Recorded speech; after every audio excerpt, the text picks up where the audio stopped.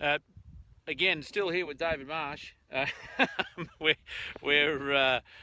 we're standing in one of David's improved pasture paddocks, or that's what we used to call them anyway, improved pasture paddocks.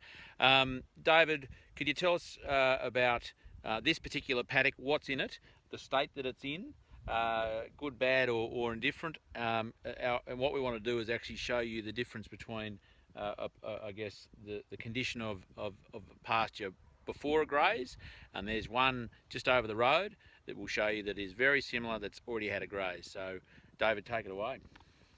Thanks, Charlie. One of the things you can do with this sort of management is you create patterns, and I was feeling that I was always on the other side of Charlie, and I thought I'd better get on this side so it didn't look like it was too much of a pattern going on. Yeah, it's something to do with my arm getting sore, I think. But anyway, no, this what you can see behind that's had about 160 days since there was stock in there, so it's got a lot of bulk there.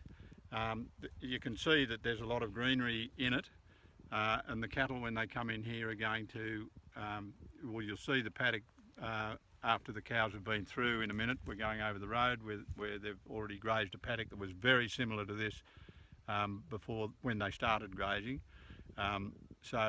And you'll notice just how much of the biomass they can recycle. You know, cattle are fantastic at it, particularly cows. They'll do very well on it. Because there's greenery here, they'll get a lot of the nutrients out of the dry material, and they'll put a lot of it on the ground. And when they leave the paddock, it's in absolutely beautiful condition. It's opened up to the light, and it's just ready to go. Well, we'll see you on the other side of the fence. Okay. And check out the other one. David, we're in a paddock over the road just before that was similar to this one, but hadn't been grazed yet, and we looked at how much the composition of the feed and how much bulk there was. Tell us about this one and what you've done and the outcomes. Okay. This paddock was very similar to that one Charlie referred to. So it was dry stuff up a metre high, and a lot of it's a Phalaris Coxwood paddock predominantly, but there are a lot of annuals here as well. The cattle have done pretty well in here. They've been in here for 4 days. There's 180, no, not that many, 170 cows in here that are calving, and you can see they're in pretty good fettle for calving.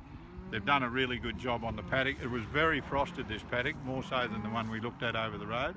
It was all the Phalaris plants had a lot of leaves on them, but they were all pretty much yellowed off by the frost. But the cattle have actually eaten a lot of that, and they've opened it right up to the light. Now we've had 40 mils of rain, and it's in great condition. It's got 100% ground cover. There's a bit of dry material there, but it's going to get very active with plants getting all this light. So I'm expecting that it's going to really take off in the next couple of weeks. And David, tell me about manure. Yeah, when you looked at this paddock,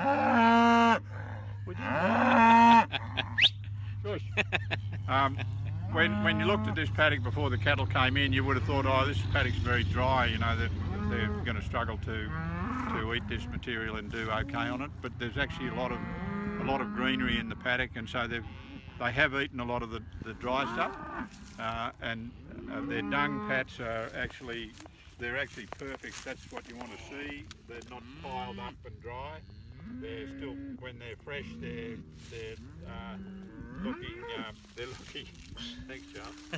When they're fresh, they're just the perfect consistency that you want. So when dung's in that condition, the cattle are usually doing well. They're a bit itchy, these cows, which always happens about this time of the year. They rub on things and they look a bit moth-eaten, but I'm really happy with the way they look. And they've come through a long dry spell. They've gone through a lot of paddocks like this leading up to this paddock, but in very dry conditions. Now it's rain, the country in front of them will actually green up and do very, very well in the next few weeks. I think the thing to take away here is that well, I guess the impact of putting a lot of cattle at high densities onto this sort of grass, this sort of pasture, what you can actually do, and that at those high stocking densities, you can knock it down. They're still getting good mix of green and dry. As David was saying, the manure is You know, it's standing up. It's beautiful. Good for the complexion too, I understand. Apparently, Charlie. That might be the topic for when we do our spa video series. We can try that. We can try that. But could be a market. I think We don't want to. We don't want to leave this. We don't want this to leave the paddock though. We want it to stay here. Can we take a bit? We have. Yeah, you can take a bit. A few we bottles. have noticed that you can't actually see any here, but I've just noticed in the last week that the odd dung beetle activity is about, and I think after this rain there'll be a big hatching of dung beetles and there'll be a lot of activity. And that could be a topic for another video, It could. David. Wonderful. There you go. Thanks, girls.